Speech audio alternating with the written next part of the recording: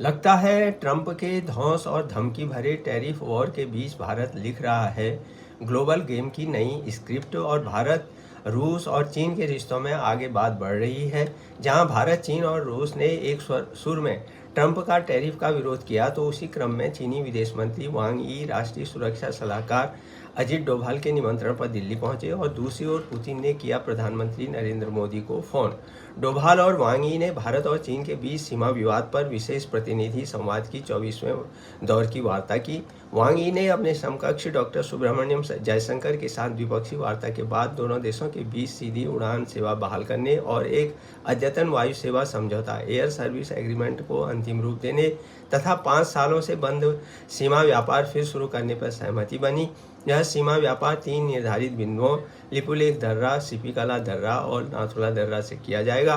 बैठक में दोनों पक्षों ने साझा हित के आपसी, क्षेत्रीय और अंतर्राष्ट्रीय मुद्दों पर सकारात्मक और रचनात्मक चर्चा की। दोनों पक्षों ने विभिन्न आधिकारिक द्विपक्षीय वार्ता तंत्रों और आदान प्रदान को फिर से शुरू करने पर सहमति जताई। दोनों पक्षों ने भारत चीन सीमा क्षेत्रों में शांति और सौहार्द बनाए रखने तथा सीमा प्रबंधन को प्रभावी रूप से आगे बढ़ाने के लिए परामर्श और समन्वय कार्यतंत्र के तहत कार्य समूह स्थापित करने का निर्णय लिया है। इस समझौते के तहत लोगों के बीच आदान प्रदान पर भारत चीन उच्च स्तरीय तंत्र की तीसरी बैठक जो है अगले वर्ष भारत में आयोजित की जाएगी।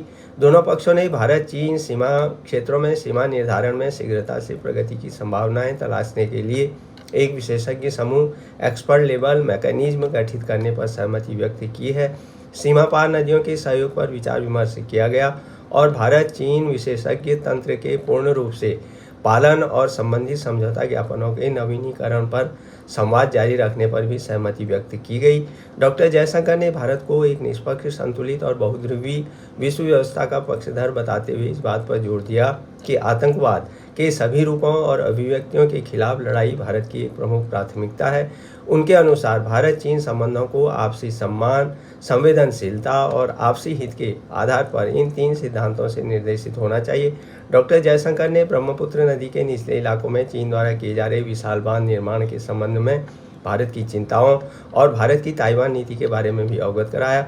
चीन की ओर से उर्वरक आपूर्ति में बाधाओं को दूर करना, रेयर अर्थ मैग्नेट का आयात शुरू करना और इंफ्रास्ट्रक्चर परियोजनाओं के लिए टनल बोरिंग मशीनें उपलब्ध कराने पर सहमति व्यक्त करना भी एक महत्वपूर्ण पहल कही जाएगी। इसमें कोई शक नहीं कि 2.8 अरब से अधिक की संयुक्त जनसंख्या वाले 2 सबसे बड़े विकासशील देश चीन और भारत यदि सच्चे अर्थों में एक साथ आ जाएं तो आज के उथल पुथल के दौर में विश्व व्यवस्था में क्रांतिकारी बदलाव आ सकता है।